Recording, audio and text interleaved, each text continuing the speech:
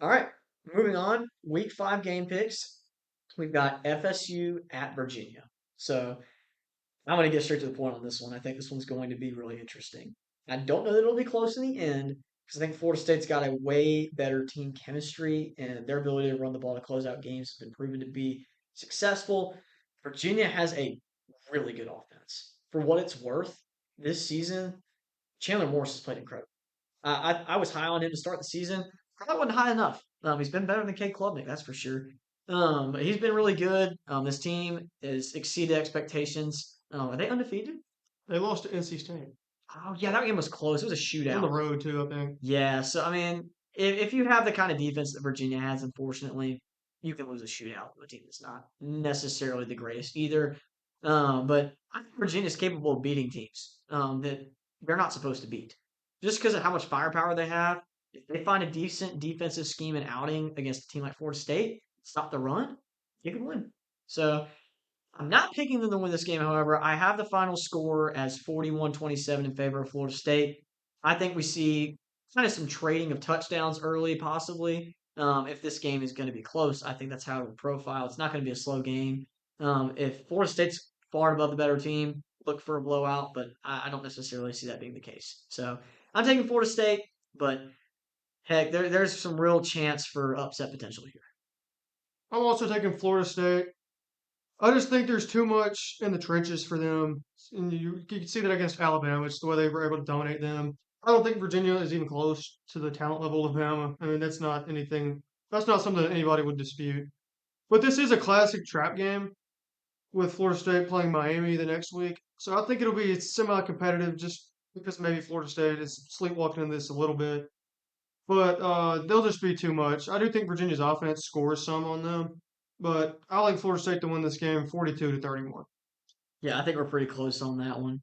I think the trenches will be a key factor in this game too, as well. So good point there. Moving on, TCU against Arizona State. So I like this matchup. I think it's gonna be a really good game.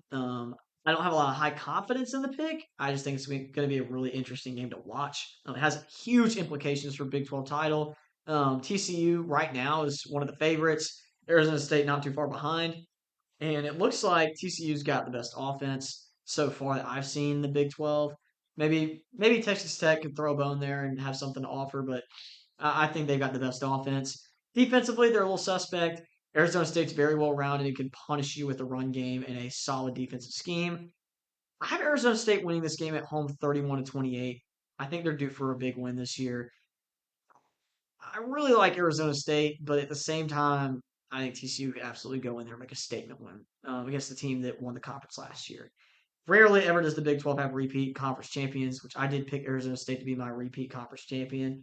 They don't look better than they were last year, so there's always a chance they drop this one, but I'm going to take Arizona State by a field goal. I like both these teams. I feel like they're pretty similar in how good they are, but it is at Arizona State, and I like them by the same score, 31-28.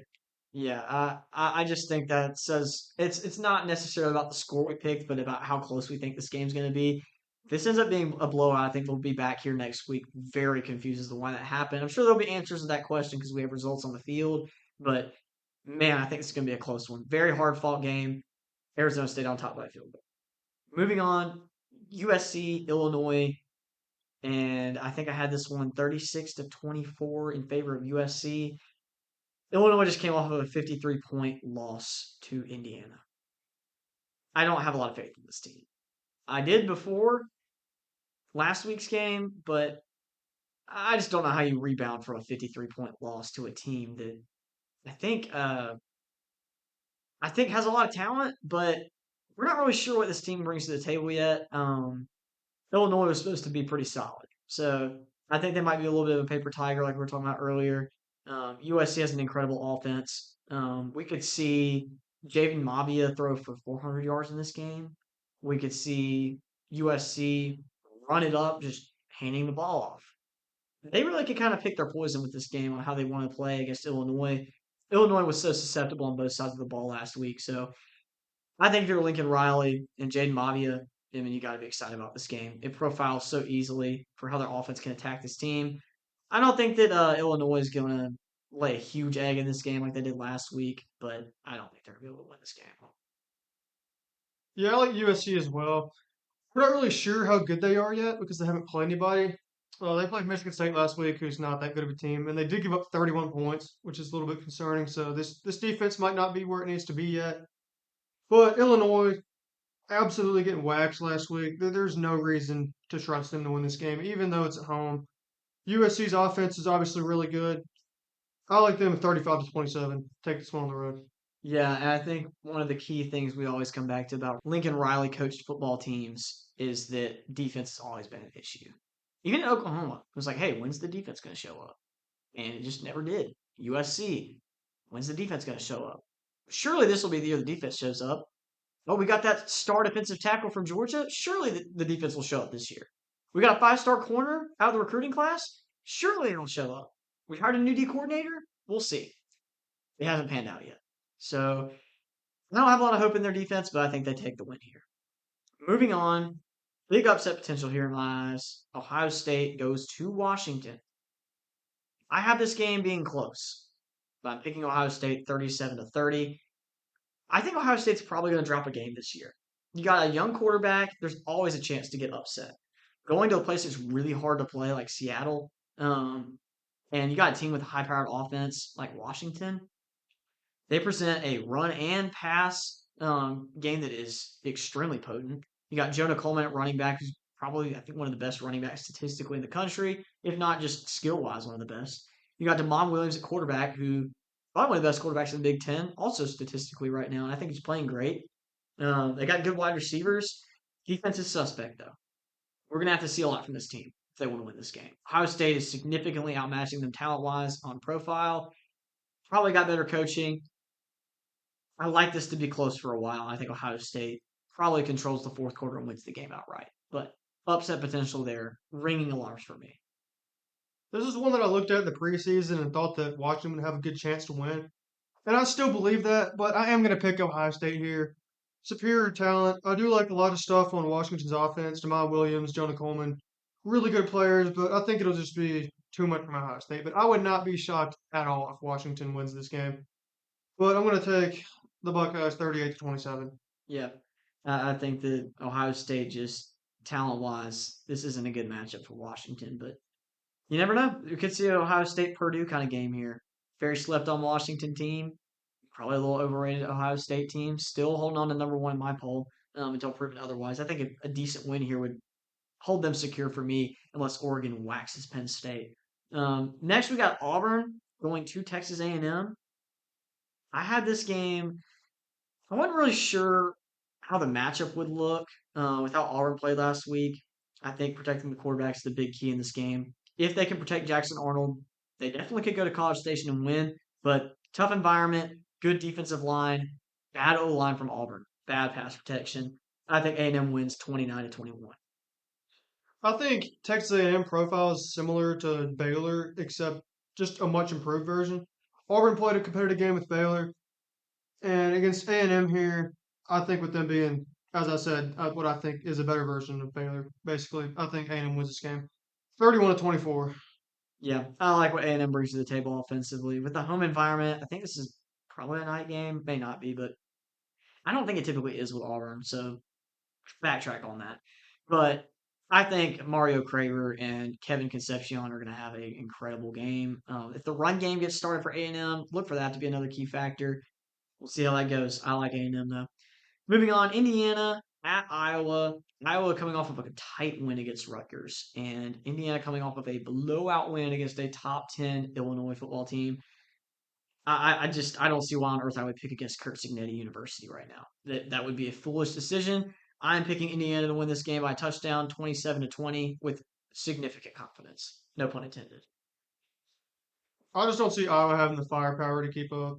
I like Indiana, 34 to 21. I know it's at Kinnick, and that's a tough place to play, but I don't care. Iowa's not showing me anything to make me think that they can win a big game. So Indiana, 34-21. Yeah, I'm confident about that one. If we see an upset there, I'm going to be so confused. I'm not going to lie. But moving on, Oregon at Penn State. Huge game. Probably the game of the season so far. College game day is going here. We're gonna have probably the biggest whiteout that we've seen. I don't even know. This may be the one of the biggest whiteouts we've ever seen. Maybe Ohio State, Penn State, and like 2016. yeah, that might be the biggest one, but this one's gonna rival it. I think James Franklin is calling everyone out of from under every rock in Happy Valley to come to this game. They might even be handing out free tickets to stand on top of the nosebleeds. I don't know, but there's going to be so many people at this game. It's going to be so loud. I wish I could afford to go to this game. I wish I had time to go to this game, but maybe one day. This is going to be an incredible atmosphere. However, I think Oregon's going to win this football game.